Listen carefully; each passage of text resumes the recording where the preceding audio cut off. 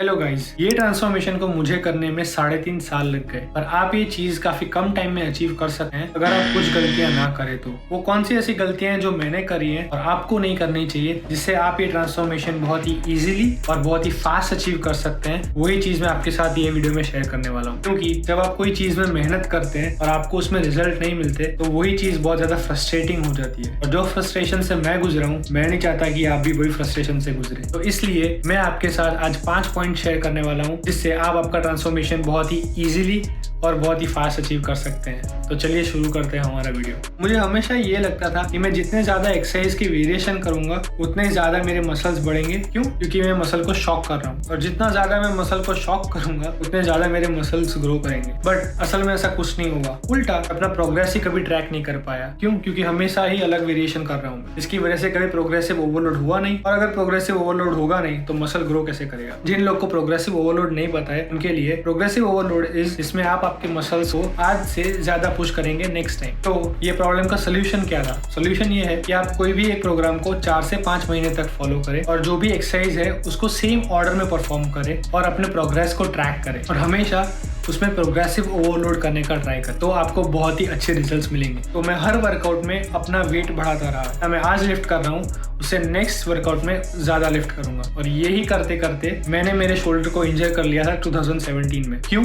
क्योंकि मैं एक सबसे बड़ी चीज भूल गया था ये वेट बढ़ाने के चक्कर में। Which brings me to my second point, form. हम सब कभी ना कभी वेट बढ़ाने के चक्कर में हमारा फॉर्म कॉम्प्रोमाइज करते हैं, और हमें पता होता है और फिर भी हम उसको निग्लेक्ट करते हैं। क्यों? क्योंकि हमें ऐसा होता है कि हमें प्रोग्रेसिव ओवरलोड करना है, हमें वेट बढ़ाना है। पर क्या आपको मालूम है कि अगर आप फॉर्म को ठीक करोगे तो वो भी एक टाइप का प्रोग्रेसिव ओवरलोड ही है। Consider an example. Let's say आप बाइसेप कर्ल लगा रहे हैं और उसमें आपने 40 पाउंड का हेवी डंबल उठाया हुआ है और उससे आप ऐसे कर्ल लगा रहे हैं। आप देखेंगे बहुत सारे लोग आज भी ऐसे कर्ल लगाते हैं, और शायद आप भी लगा रहे हो। तो इसमें आप बहुत सारे दूसरे मसल्स को यूज कर रहे हैं, जैसे कि शोल्डर है, बैक है, आपके लेग्स हैं, और बाइसेप पे जो लोड है वो बहुत ही कम हो जाता है, 50% से भी कम हो जाता है। तो 40 पाउंड का 50% होता है 20 पाउंड। तो सिर्फ आप 20 पाउंड ऑफ लोड आपके बाइसेप पे दे रहे हैं। अभी इंस्टेड आप 25 पाउंड के डंबल से आप कर्ल लगाते हैं with right form and right technique, जिससे आप ज्यादा से ज्यादा लोड आपके बाइसेप को प्रोवाइड करते हैं। जैसे 90% ऑफ आपका बाइसेप काम कर रहा है। आप देखेंगे कि आपने ज्यादा लोड किया अपने बाइसेप को विथ लेस वेट। तो ऐसे आपने प्रोग्रेसिव ओवरलोड भी अचीव कर लिया और आपके इंजरी के चांसेस भी बहुत कम हो। सो हमेशा अपने फॉर्म पे ध्यान दीजिए और फॉर्म को ठीक कीजिए, तो आपको बहुत ही अच्छा प्रोग्रेसिव ओवरलोड मिलेगा। अब चलो मान लेते हैं कि आपने अपना फॉर्म ठीक कर लिया, तो अब हम कैसे प्रोग्रेसिव ओवरलोड करें? क्या हम वेट बढ़ा दें?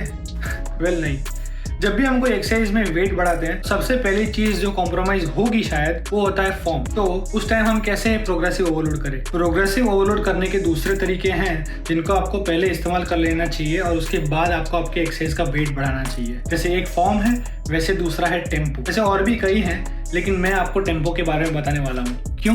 क्योंकि मैंने इसको बहुत ही यूज किया है। जब कोविड अपने पीक टाइम पे था और जिम सारे बंद हो गए थे, तो मेरे पास बस होम वर्कआउट्स ही बचे थे, और घर पे मेरे पास ज्यादा इक्विपमेंट भी नहीं थे। स्टार्टिंग में तो मैं सिर्फ बॉडी वेट एक्सरसाइज करता था, और उसके बाद मैंने कुछ डंबल्स में इन्वेस्ट किया था। बट फिर भी मैंने अपनी फिजिक को काफी अच्छी मेंटेन करके रखी, और उसका सारा क्रेडिट जाता है टेम्पो ट्रेनिंग। वैसे ये है क्या tempo training? Tempo is nothing but time under tension. जब भी आप कोई एक्सरसाइज करते हैं, लेट्स से अगर आप बाइसेप कर्ल लगा रहे हैं और 25 पाउंड डंबल्स को 1 सेकंड के लिए पॉजिटिव करते हैं, 1 सेकंड के लिए होल्ड करते हैं और 1 सेकंड नेगेटिव करते हैं। उसकी जगह पे आप 1 सेकंड पॉजिटिव, 2 सेकंड होल्ड और 3 सेकंड नेगेटिव कर रहे हो, तो आपने मसल का टाइम अंडर टेंशन बढ़ा दिया। तो यही टेक्निक इस्तेमाल करके मैंने क्वारंटीन के समय पे कुछ ऐसी फिजिक मेंटेन करके रखी थी, और उसके बाद जब जिम वापस खुल गए तो मैं वापस अपने 100% पे पहुंच गया।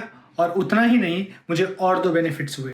पहला, मेरा जो वेट पे कंट्रोल था वो काफी ज्यादा अच्छा था, और दूसरा, मेरा माइंड मसल कनेक्शन छत के पार था। इतना अच्छा माइंड मसल कनेक्शन मेरा कभी नहीं था, और ये सारा क्रेडिट जाता है टेम्पो ट्रेनिंग पर। क्या इतना ही करके आपकी बॉडी बन जाएगी?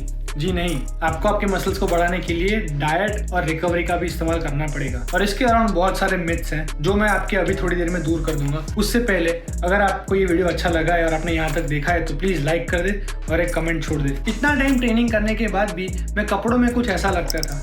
क्यों? क्योंकि मेरे मसल्स में वॉल्यूम की कमी थी। कंडीशनिंग काफी अच्छी थी, पर वॉल्यूम की कमी की वजह से मैं कपड़ों में काफी ज्यादा स्किनी लगता था। मुझे ये पता था कि वेट बढ़ाने के लिए और मसल बढ़ाने के लिए मुझे कैलोरीज ज्यादा खानी पड़ेगी, एक कैलोरी सरप्लस डाइट फॉलो करना पड़ेगा, और मैं भी यही मान के चलता था कि मैं बहुत ज्यादा खाना खाता हूँ बट फिर भी मेरा वेट नहीं बढ़ता है। शायद आप भी ये समझते होंगे। उसके बाद मैंने अपनी कैलोरीज को एक्चुअली में ट्रैक करना शुरू किया। मैं अपने प्रोटीन को तो हमेशा ट्रैक करता था और वो काफी हाई रहता था, बट कैलोरीज को मैंने कभी सीरियसली ट्रैक नहीं किया था। कुछ दिनों के ट्रैकिंग के बाद ही मुझे कुछ चीजें समझ में आने लगी कि मेरा ओवर द वीक जो कैलोरीज इनटेक होता है वो तो काफी अच्छा होता है, मैं कैलोरी सरप्लस में खा रहा होता हूँ, बट वीकेंड के टाइम पे मेरी कैलोरीज काफी लो चली जाती है और वो जो 5 दिन का जो सरप्लस क्रिएट हुआ होता है उसको भी कंपनसेट करके 0 कर देती है, या तो कई बार नेगेटिव भी चला जाता हूँ। मतलब मैं कैलोरी डेफिसिट में चला जाता हूँ, अपनी मेंटेनेंस कैलोरी से भी कम कैलोरीज खाता हूँ। और यार इतने टाइम ये अप्रोच फॉलो करके मुझे एक बात तो समझ में आ गई थी कि अगर मुझे मेरा मसल मास बढ़ाना है, मेरा वॉल्यूम बढ़ाना है, तो मुझे कैलोरी डेफिसिट या मेंटेनेंस कैलोरी पे रह के रिजल्ट नहीं मिलने वाले। मुझे कैलोरी सरप्लस में खाना ही पड़ेगा, मुझे एक बल्किंग फॉलो करना पड़ेगा। तो मैंने वही किया, मैं एवरी डे एक कैलोरी सरप्लस में खाने लगा। और जैसे ही मैंने वो फॉलो करना शुरू किया, 2-3 हफ्तों में ही मेरी स्ट्रेंथ इंक्रीज होना शुरू हो गई। मेरी बेंच, डेडलिफ्ट, रोइंग सब कुछ इंक्रीज होने लगा। और उसके 2-3 महीनों के बाद मेरे कपड़े मुझे फिट होने लगे, वही कपड़े जिसमें मैं पहले छोटा लगता था, आज वही कपड़े फिट हो गए। उतना ही नहीं, उसके और 1-2 महीनों के बाद मेरे कपड़ों की साइज चेंज हो गई, मैं मीडियम से लार्ज में पहुंच गया।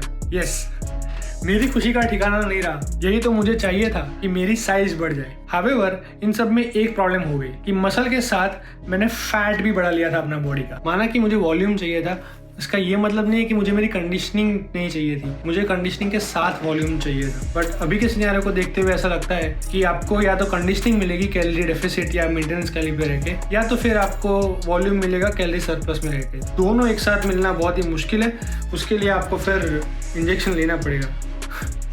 नहीं, मसल मास बढ़ाने के लिए आपको अच्छे वर्कआउट के साथ एक कैलोरी सरप्लस डाइट फॉलो करना बहुत जरूरी है, क्योंकि वही एक्स्ट्रा एनर्जी बॉडी यूज करेगी आपके मसल्स को बढ़ाने में। और उसके साथ थोड़ा बहुत फैट गेन होना इनएविटेबल है, उसको आप रोक नहीं सकते। बेशक कम कर सकते हो थोड़ा बहुत, अगर आप आपका कैलोरी सरप्लस कम रखेंगे तो ये हो सकता है, बट फैट गेन तो होगा। उसके साथ एक और चीज होगी कि आपका मेटाबॉलिज्म भी बढ़ेगा, क्योंकि जैसे जैसे आपका मसल मास बढ़ता है वैसे आपका मेटाबॉलिज्म बढ़ता है। जैसे आपका मेटाबॉलिज्म बढ़ेगा वैसे आपकी फैट स्टोरिंग कैपेसिटी कम होती जाएगी। 6 महीने के बल्किंग के बाद मैंने कुछ 6 से 6.5 किलो का वजन बढ़ा दिया था, जिसके अंदर मसल मास और फैट दोनों था। बट मुझे मालूम था कि ये जो मसल मास मैंने गेन किया है वो मुझे ये एक्स्ट्रा फैट को लूज करने में बहुत हेल्प करने वाला है। और एग्जैक्टली वही हुआ। मैंने उसके बाद 3 महीने तक एक कैलोरी डेफिसिट डाइट फॉलो किया, जिसके अंदर मैंने 300 से 400 कैलोरी का डेफिसिट एवरी डे क्रिएट किया। At the end of 3 month मैंने कुछ 2.5 किलो वजन कम कर दिया। तो फिर आप कहेंगे कि मेरा वॉल्यूम और मेरी साइज भी कम हुई होगी। यस, थोड़ी बहुत हुई थी, पर अगर आप ये प्रोसेस को ठीक से देखो तो 6 महीने के bulk followed by 3 months of cutting को सही तरीके से पेयर अप करके मैंने 4 kg ऑफ वेट बढ़ाया, जिसके अंदर most of the weight was muscle weight. ये मुझे कैसे पता चला? मेरा फैट परसेंटेज वहीं का वहीं था और मेरी स्ट्रेंथ बढ़ गई थी और मेरी साइज बढ़ गई थी। और अच्छी ट्रेनिंग और न्यूट्रिशन के अलावा